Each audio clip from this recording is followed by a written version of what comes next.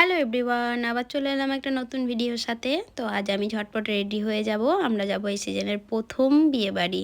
তো আমি ঝটপট রেডি হয়ে গেছি, একটা শাড়ি পরে নিয়েছি আজকে। চুড়িদার তো সবসময় পরি, তো বিয়েবাড়ি ওই জন্য একটু শাড়ি পরলাম, আর সঙ্গে একটা সোয়েটারও পরে নিয়েছি যেহেতু ঠান্ডা পড়েছে। আর আমরা যাব অনেকটা দূর, আজ যাব আমরা রানীগঞ্জ।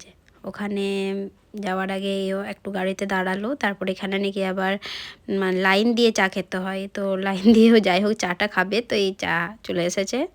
তো অনেকক্ষণ ওয়েট করার পর চা খেলো। তারপর এই দেখো আমরা রানীগঞ্জ ঢুকে গেছি।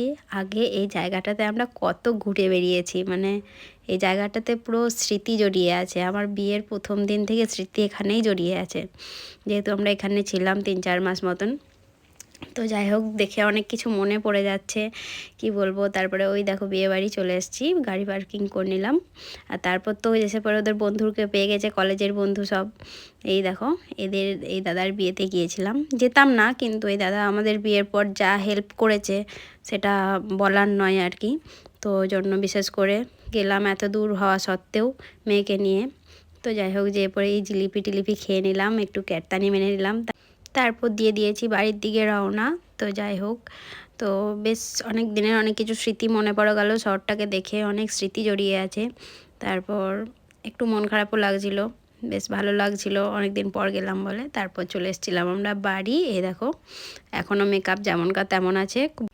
তারপর আমার বর একটু আমার সাথে মজা করছিল, বলছে ক কেজি মেকআপ করেছিস দেখি।